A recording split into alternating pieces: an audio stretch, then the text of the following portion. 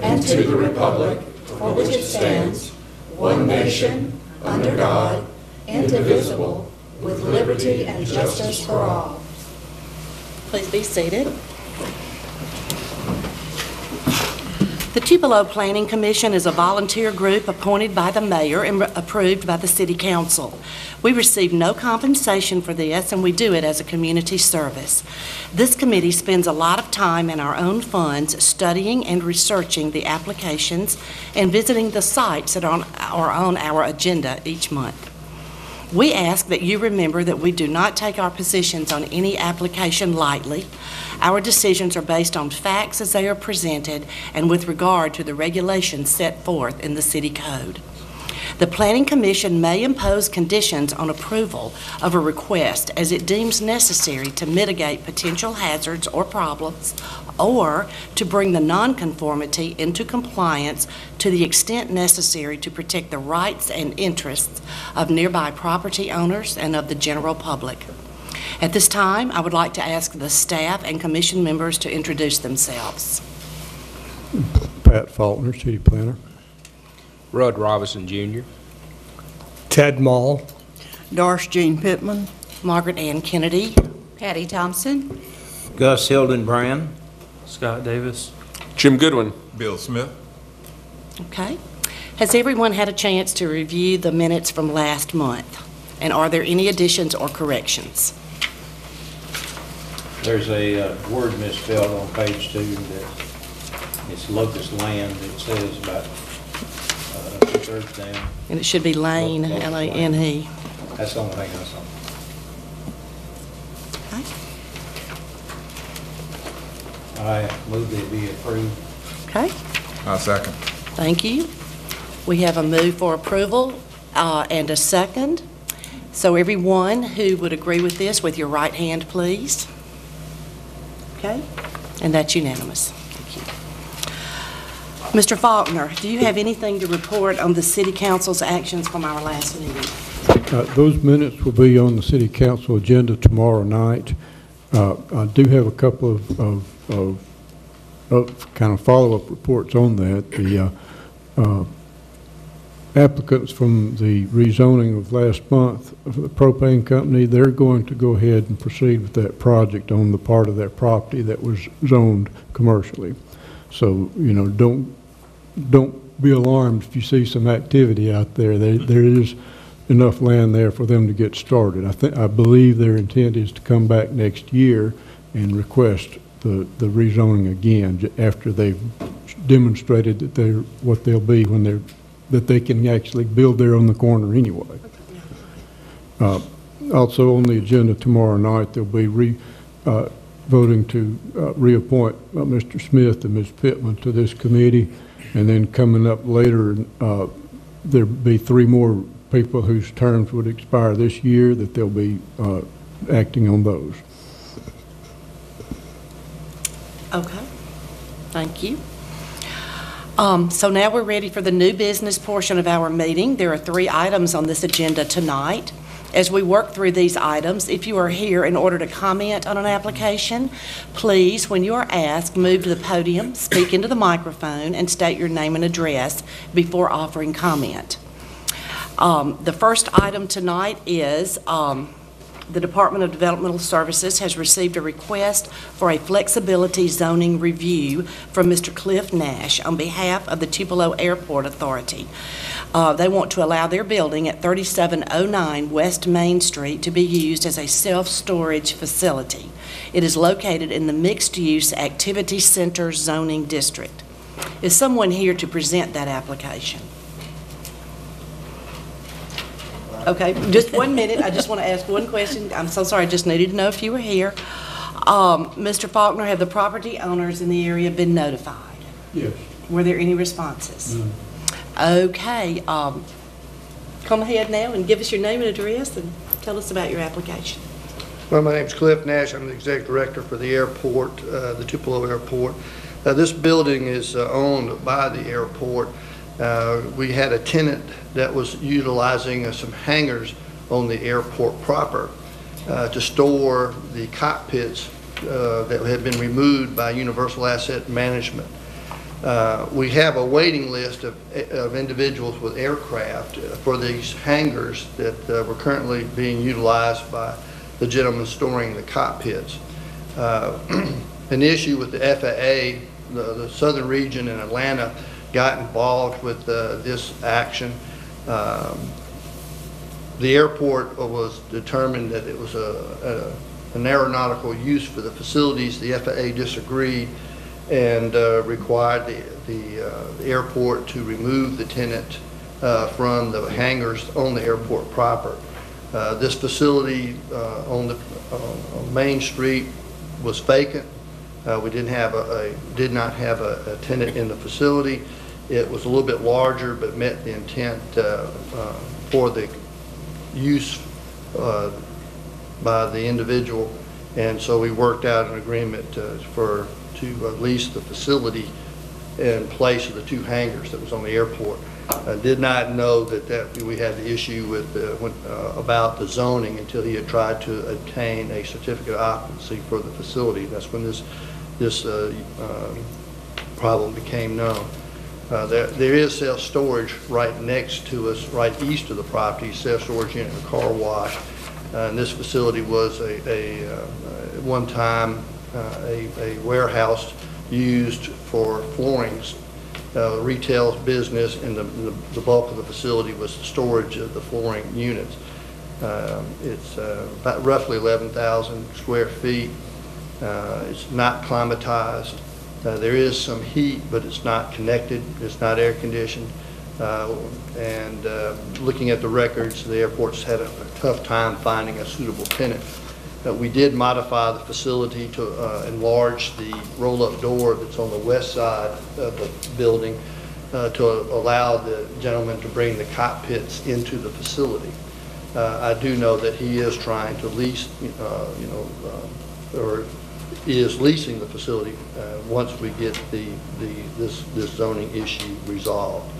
But it is an action that was driven by basically the FAA because they determined it as a non-aeronautical use of the facilities, and since we had a waiting list of people with airplanes that wanted the hangars to being compliant because we received federal funding, we had to relocate this individual. This is the action.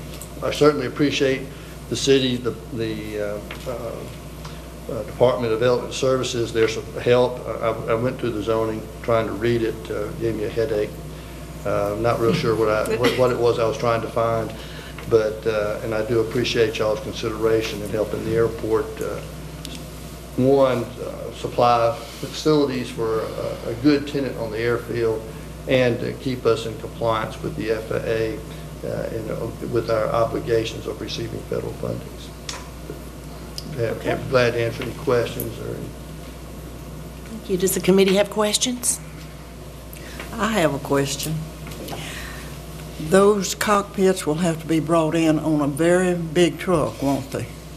They're 18 feet wide, and they're brought in, they have them on a trailer, but they put the wide part. To get those into the building, it has to go around to the back of the building, doesn't it? It goes to the side, the west side of the building. Yes, ma'am. Come off Main Street. I don't know the name of that road. It's immediately to the... Will they be going down Glasgow Lane to get to the back of the building? Not to the back, to the side of the building. To get to the side, it'll Yes, go down there. If those trucks damage that road getting in there with that heavy load, whose responsibility is it going to be to repair that road? Well, these cockpits aren't that heavy. I mean, they're on just a regular two-wheel trailer. It's just the bulk of the width of them is what's so wide. And it's not a weight issue. It's just the dimension, the size dimension of it. Is that going to probably be an ongoing thing, storing things like that in that building, or is this a temporary situation? Well, I can't. The gentleman that rents the facilities from Australia, and he stores these cockpits. He converts them to simulators for airlines for training, and he stores them until he ships them to Australia, to where he converts them to these simulators. So I can't really say how long that they'll stay there or how long they'll be there in a minute. Thank you. Other questions?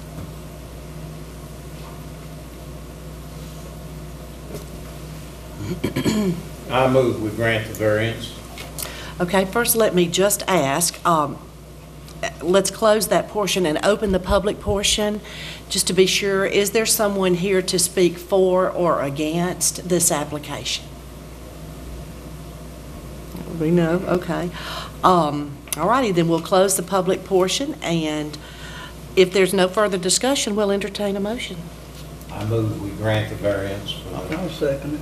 Okay, we have a motion to grant the variance as written by Mr. Gus Hildenbrand, a second by Ms. Doris Jean Pittman. So all in favor with your right hand, please. All opposed, the same. And that's unanimous. So, okay. Thank you very much, committee, and Thank I you for hope coming. everybody has a happy new year. We appreciate you. Thank you. Yes. Okay. All righty. The next thing on our agenda are text amendments. Is that where we want to go, Mr. Faulkner, to the text amendments? Okay. And Mr. Pat Faulkner, the city planner, will lead us along in that discussion.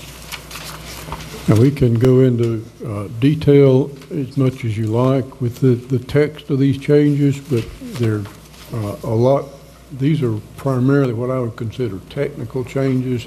There's a lot of changes in different locations of the text that have to be adjusted, but they can be described in a much more condensed fashion than just going page and line word for word. So that's what I'm going to do, is just kind of briefly go over these one chapter at a time, and just stop me if you have a question. Excuse me, is this any different from what we covered in the work session? No. Then I just procedurally, Does it do we need to be need to introduced? read it into the record, or is there any procedural reason to? No, there's not. If there's... There were members not at the work session, Right. so I don't know if we want to ask them if they want to go through this, or if we need to hear it. What do you think? Who was not at the work session? I You wasn't. weren't. I'd like to Okay. make a comment about Yeah. this Chapter that's 9, why we have about the the work session. flexibility and landscaping. In years past, we have required so many shrubs, and they'll be right up at the corner, and visibility is a problem. So I'm glad to see this where we don't have to have all of those now.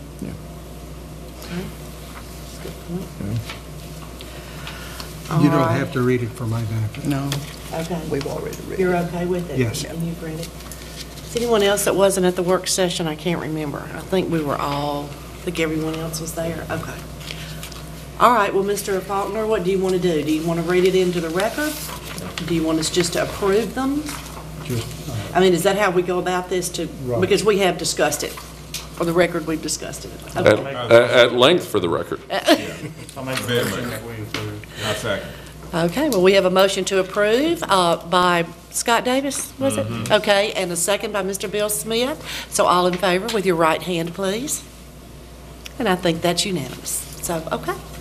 Well, we will move on to our third item on the agenda, which is a public discussion, redevelopment opportunities in the South Gloucester area. It's kind of fun for me. So lead us along, Mr. Faulkner. okay, I'm going to get up and be where I can kind of speak and look at a map here.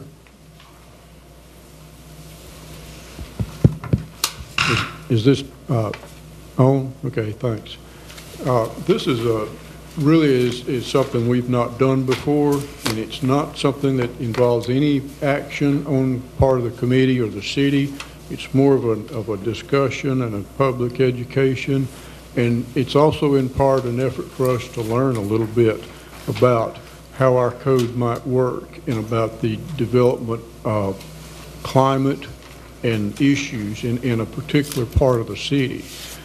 This is the area of South Gloucester that's basically between Garfield Street and Rockefeller, where the medical center is up at the northeast corner of the picture there, and then the Lee Acres neighborhood wraps around the west side of this area that we're looking at. And the map that you see highlights a number of properties that are vacant in this area that we've communicated with most of the owners of those properties and gotten their approval for us to basically to talk about their properties. Didn't want to just get in here in a public session and get into somebody's business, but with their permission, we wanted to look at what there might be out there that would make these properties developable and in what form. And anytime you have tracts this size in a central area of the city, close to a primary thoroughfare, you look at the possibility of what they could be. Nothing much has happened on them in the past 15 years. And, you know, we see some potentials. The medical center, of course, is one of our largest employers. It continues to turn over a lot of traffic, people coming and going, employment. And you also see things like the Bridge Point right there in the middle of the screen where the cancer center doctors moved into that facility, remodeled it, repurposed it, made it into something that is quite a different form of value for the city than just the grocery store was. And so what we're looking at is how can we integrate the different factors that are at work in this picture that you see on this map. The basic question when you're looking at commercial properties, and these are all located within commercial zoning districts, with maybe one exception, I think. No, they're all commercial. The first thing that the commercial developer looks at is the traffic counts. And South Gloucester, for a long time, was one of the parts of the city that had a higher traffic count. And as a result, it was a place where car dealerships and commercial businesses like that located. Well, over time, a lot of that traffic has shifted to the north and to the west. One of the things we don't know yet, that whether it's going to have any effect, is the connection of the new Highway 6 down at the south end of Gloucester. Right now, it's not looking like there's a huge impact here from that road. It looks like traffic coming in from the west. If they're going to other parts of Tupelo, a lot of them are just going straight over to 45 and up, and rather than feeding up through Gloucester Street. So, you know, that may not be an issue that's going to help that much. MDOT has not yet issued new traffic counts, official traffic counts for South Gloucester after the opening of that new road yet, so we can't be sure, but that's one point. So the other thing that commercial development looks at in terms of valuing a piece of property for use is how many people are in the proximity. They would draw a circle around the property and say, what's our population density? How many rooftops are in this area? What's the incomes of those people? And if you look around these properties, you'll see a pretty good cluster of single-family neighborhoods there to your west. It's also a single-family neighborhood to the east, the Chickasaw Trail, Linden Road area. Those are not as high income value or high value properties there on the east side of Gloucester, but the west side is a strong neighborhood.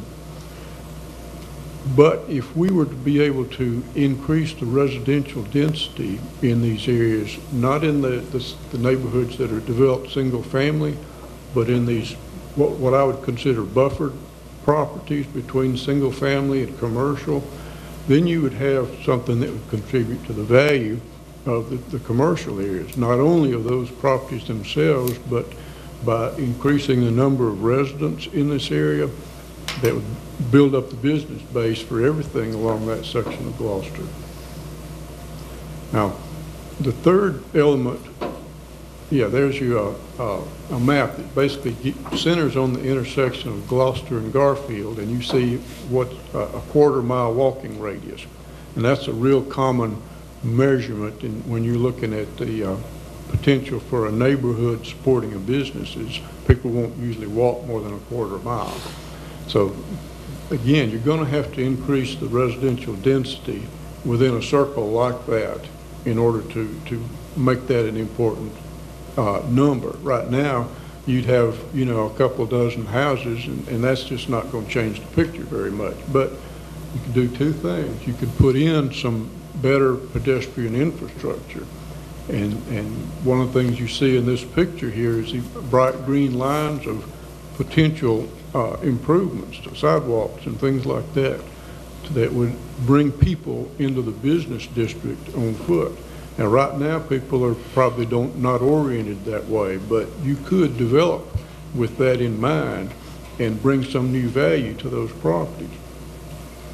Now, transportation is something that has multiple forms of value.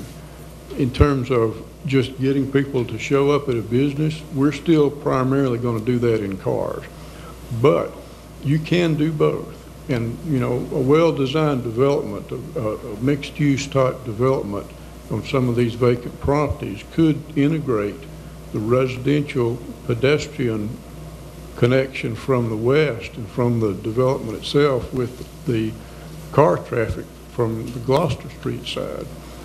And it would create some value for the commercial areas, and it would also make those places more interesting places to live. You have the kind of businesses that attract people.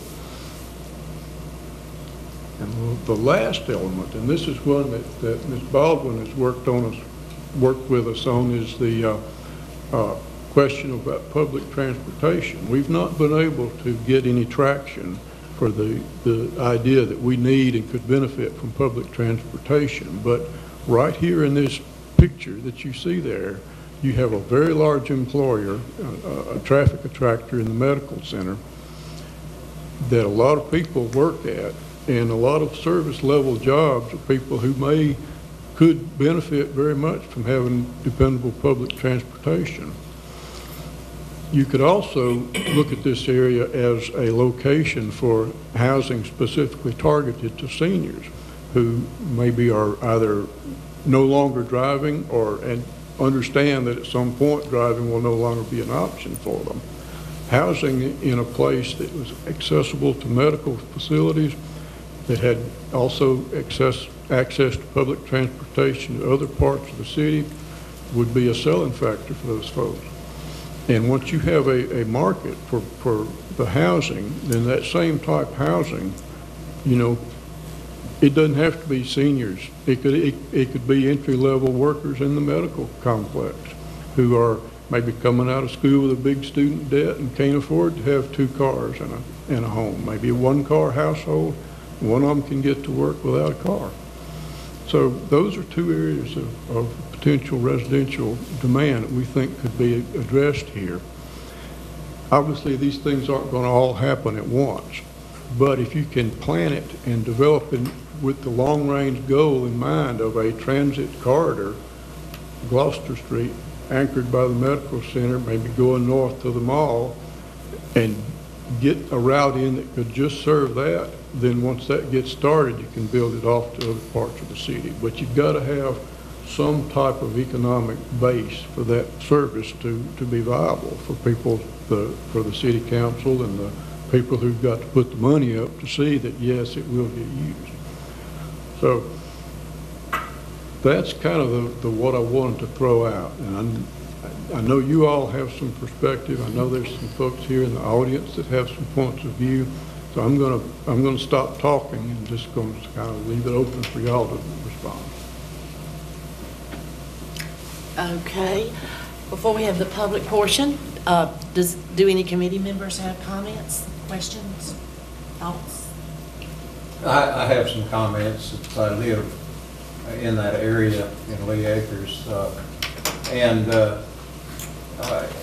I'm real active in the Lee Acres Neighborhood Association.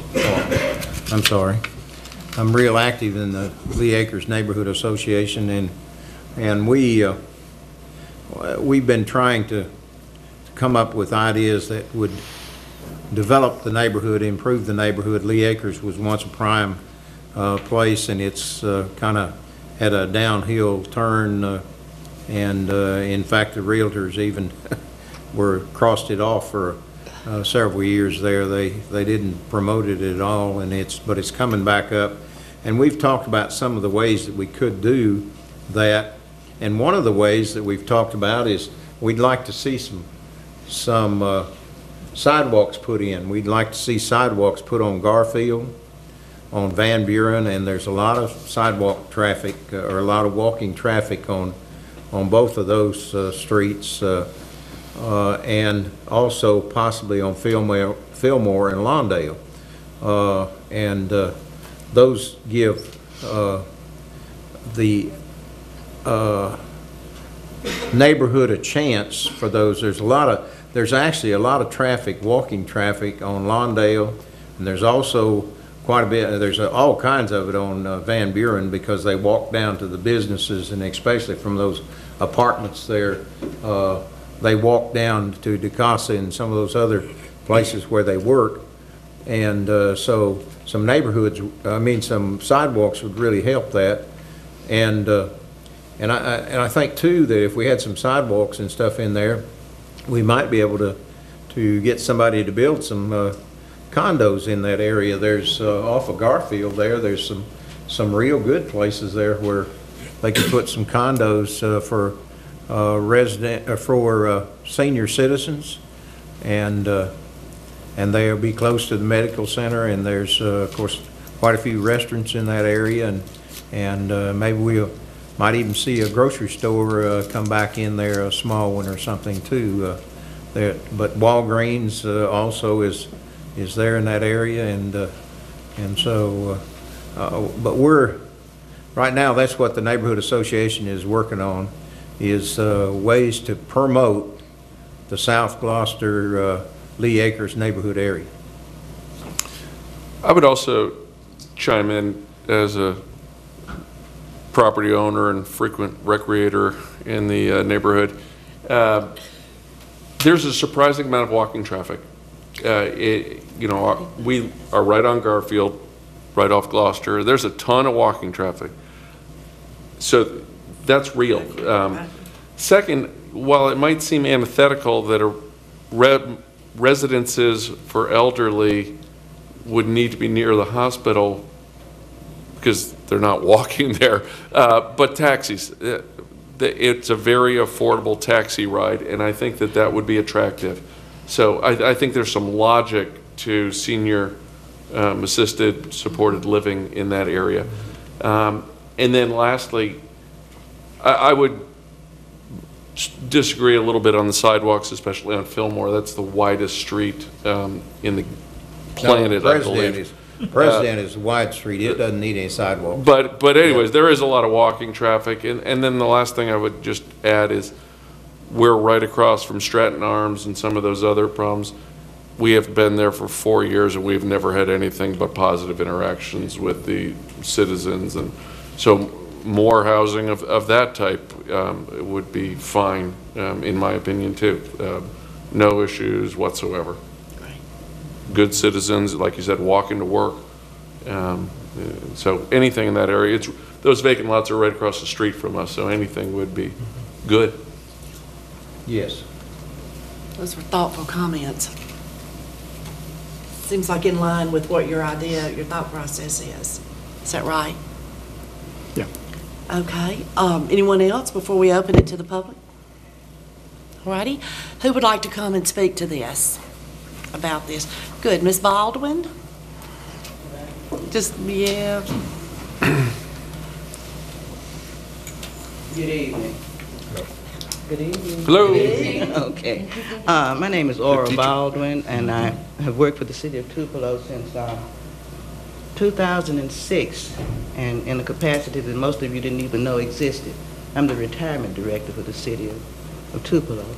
And what I do is market the city for people from out of state and in-state to move to Tupelo in the state of Mississippi to live out their active years and inactive years, so to speak, in our city. And it's very lucrative. It's people who live in other states. They usually sell their homes where they are, and their homes are much more expensive than ours. They sell their homes, come to this area, purchase a home for cash, and then they have some money because, you know, for instance, what we do in marketing, and there are 15 certified retirement cities in Tupelo, in Mississippi, and Tupelo is one of them. And we go out to other states and set up at trade shows and market the city. Okay, I'm also a realtor, so I can talk from a couple of levels, and I also live on Fillmore in the acre, all right? And I love where I live because I'm old school, sort of, and I like a living room and a dining room and a kitchen, you know, all the rooms that are necessary, but you know, you want them. My idea, and I've been talking about this with the owner of our company, which I won't name right now, about building smaller but really nice homes in the area, in Tupelo, you know. He builds homes like all get out in Saltillo and Guntown. I'm marketing the city of Tupelo for people to move here, and when they come here, the realtors show them Saltillo and Guntown, you know, in those areas that don't necessarily bring the money into the city of Tupelo, but, you know, so to speak, it doesn't, you know. Right. So I have a real great interest in building within the city limits of Tupelo, and not just because I'm a realtor. You know, that's not my job here in the city. It's to market the city to get that tax money. You know, that's, you know, we think about money and maybe you shouldn't, but that's a reality. I market the city, and the city of Tupelo spends money to send me to New York and send me to California, you know, to do marketing. And so we feel like we need to get those people within the city. The county is fine, and the realtors show them those homes in the county. And I've shown homes in the county, you know.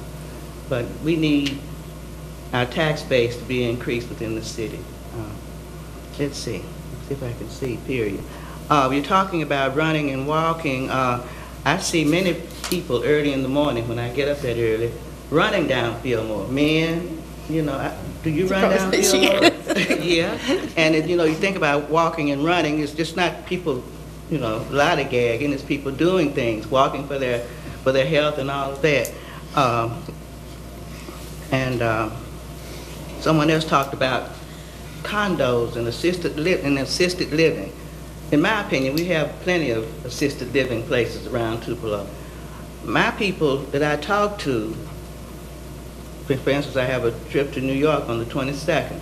Most of those people want a small, well-built house, you know, open floor plan, stainless steel granite, 1,300 to 1,800 square feet, you know.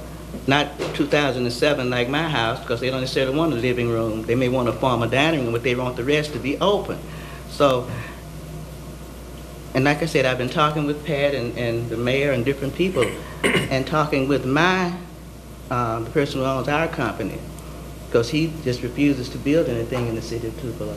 He just said the codes are to this and to that, but the codes have been more lenient now, isn't that right? Mm-hmm. So. Well, they're meant to protect. You said what now? Right. They're meant to protect. They're meant to protect, yes, but they aren't as stringent as they used to be, though. No, they aren't. Have the county areas, has Saltillo especially adopted the IBC code as well? Okay. I understood that they had a little bit of. Yes, they do. Yes. So that really should not, I'm just saying.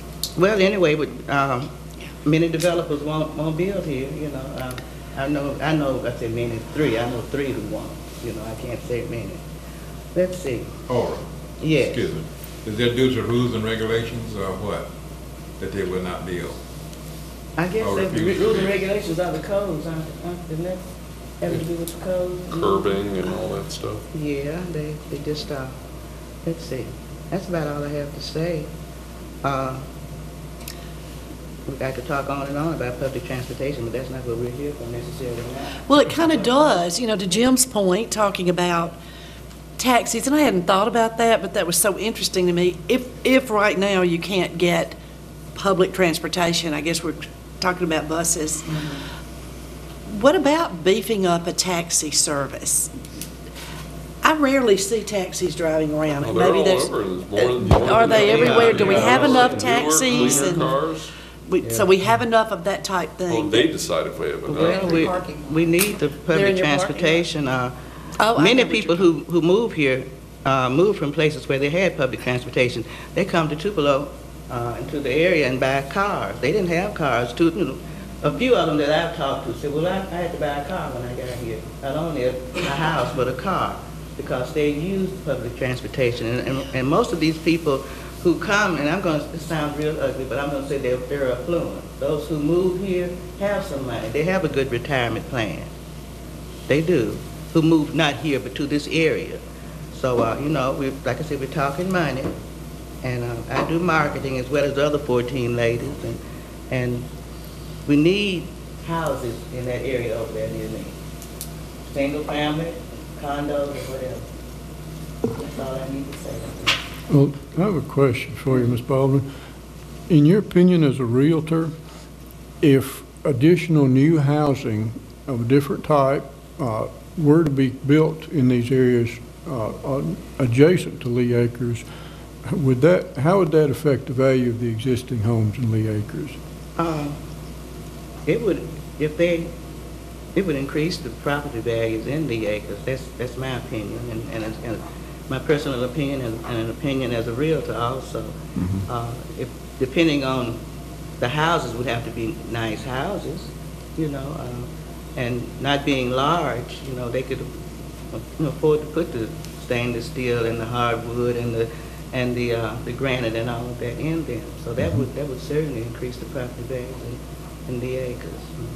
And there's some really nice houses in the acres. If none of you have seen them, I love my house. You know, it's a thing, but I do. See, I'm old school. I like the living room, the dining room, the kitchen, and the bedroom. You know, all of that. Whereas the people who move here don't necessarily want all of that, but they want a nice house, an accessible house, and a house to grow older in. You know, with you could almost say handicapped accessible, but not looking like they're handicapped accessible. Yeah, I think probably every house needs to be that now. I really do. That's it. Thank you. Thank you.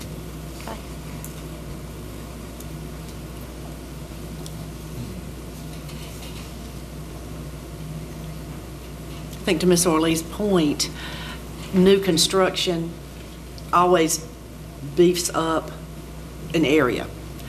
When they get to be 30 years old and that type thing, that kind of happens in my neighborhood a lot. We still have homes being built, and I live in an old neighborhood, and we're always so glad because the styles change, and it just is real helpful. And I like an eclectic look anyway. But Is there more public comment? yeah, is there more public comment?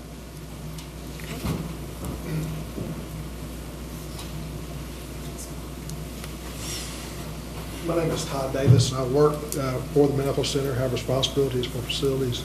And just a couple of comments I'll make based off what Pat said. I think we do see people who, elderly people who kind of move close to the medical center. Now, what is close maybe is a good question, because we do see people that want to be near the area when they're elderly, make it easy for them to get to the medical center. They're obviously not going to be the ones who would be using a sidewalk, but they would use some form of, whether it be a taxi or possibly public transportation. That just from the things I heard, I just wanted just to kind of reaffirm that idea. Thank you. You have any questions? Y'all have anything? It's also very convenient for a ambulance to get to. Yeah. Yeah. So that is something that we do see. I have a question for you. Yes. The medical center campus itself, pretty spread out, and it's not a lot of pedestrian connection between the buildings on the campus. Have you all looked at that anytime recently? From time to time, we look at the campus and have looked at various things of how we might put walkways between facilities, whether it be sidewalks or just other walkways between our buildings. And it's, can be a costly endeavor. But when we do look at it and do consider it, we don't have any plans on the table today for it. I was going to say, someone mentioned the Chickasaw Trail area over behind Regents Bank would be an ideal spot for senior citizens with wheelchairs, motorized wheelchairs. Being that close to the medical center, they could go and see their doctor with sidewalks without having to worry about being run over by those who are going to the hospital in their cars. Would be an ideal area, because for some reason I think that area is in transition, because everything over there I think is just about rental, and that would be an ideal spot like Jackson Street. Maybe so. Yeah, just something to look at. Got a lot to look at. Has the hospital ever considered a transportation system in a neighborhood where they would actually pick up and take home patients? You're picking up in the parking lots, I think, at this We are point. picking up in the parking lots. We've not considered a public transportation or a transportation system where we would necessarily go and get patients. There are plenty of other private providers that really take care of that. We don't see that as Okay. a need. Haven't seen that as a need. What is your opinion on whether a nice motel or high-rise hotel would be of benefit in the area for families that have people at the hospital? What is your opinion? I'm not really sure. We obviously have people from all over the region who are staying there with family. Sometimes those are more than what may stay in the hospital. But I'm really not sure just how well that would work. I mean, there's potential there, I think, but we also, you could probably have a couple of people stay in the room with the patient anyway, so I'm not sure. We had discussed that, thinking other large hospitals have that for Sure. families, and since we are a regional, I think largest rural hospital in the nation, is that right? So since we are a regional, largest in the nation, we were, brainstorming for this area and thinking that our hospital might consider, because there's really not a good hotel, a modern hotel nearby, and I would think we would have people that need that service, or that might be here to have some outpatient services and need to be here rather than travel, come and go every day from home. So I would just say this, and I don't know what the cost of that, or if you make any money, is that just a good service? So many of the upper scale medical centers do that. If you do, I think we would love for you to consider building on some of these properties that Pat has pointed out. Just, I would like to throw that out. Sure. In partnering with the city and, Sure. Trying to develop it nicely I around. understand. We want the area to be developed nicely too. Right, and you have every reason to want that too. Yeah, that is exactly right. Okay, other questions? Thank you. Okay. Who else would like to speak?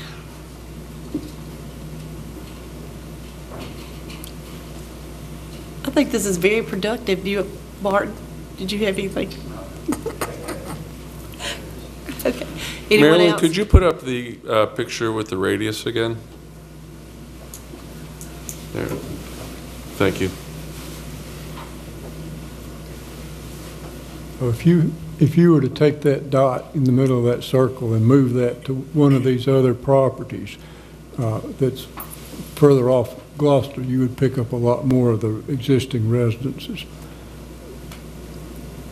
Or if you were to move it down there, say, to that Chickasaw Trail area.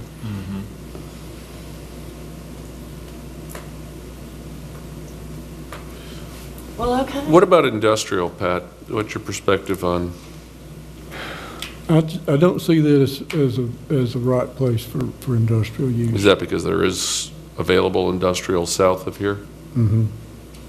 Right. In fact, you know, some of that to the east, down along Green Street, it may, you know, over time recycle into a different use completely. What's the, forgive me, I forget the zoning classification for professional office buildings? Those are mixed-use employment primarily. Mixed-use employment? Yeah. Is that an option? Yeah. Marilyn, can you pull up the zoning map? You can see that we have some mixed-use employment on these bigger parcels. Yeah, right there, behind Bridgepoint too. The commercial corridor along Gloucester itself is primarily retail, but the mixed-use employment includes medical and really some more places where people work more than just the retail.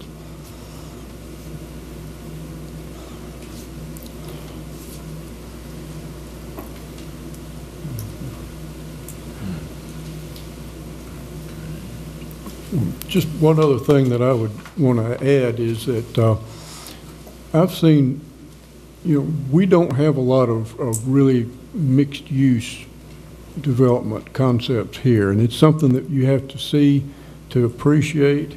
But if you look at it, a lot of it has the potential to work on our scale. I've seen buildings that basically had a small retail in the front with an apartment or two on top, basically built by somebody who lives in one of the apartments. That's how he pays for the building, is he rents out part of it and he lives in parts of it.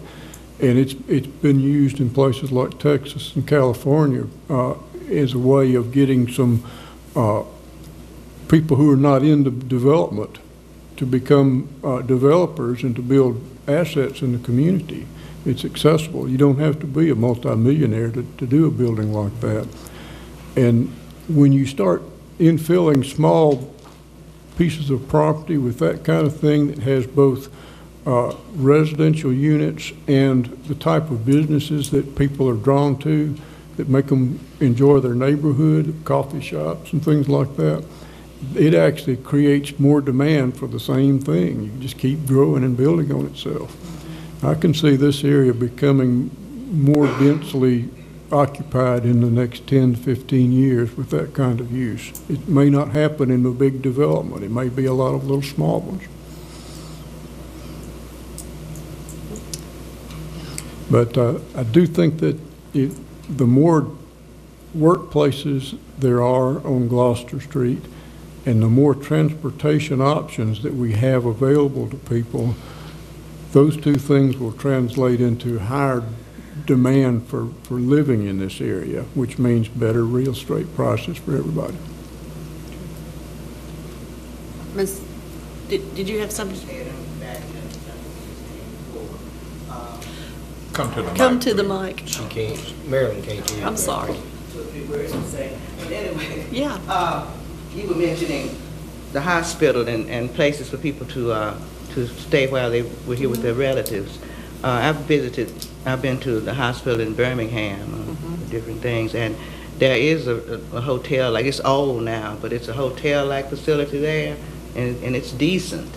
Perhaps you all could talk to or influence the hospital to do that, you know. They're here right now.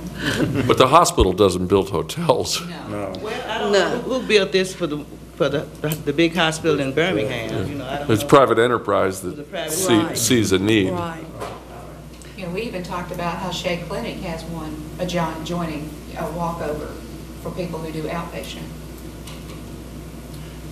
Right. You wouldn't have to have the medical center try to get into the hospital business. They just, you know, basically if it's connected, that's all they have to do is agree to it. Let a private developer build a hotel and operate it.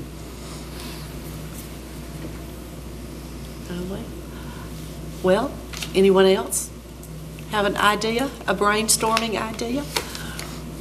Could you put the radius back up again, Marilyn? When the meeting is done, I want to ask Kurt about his design of the track, which is the red squirrel on the right.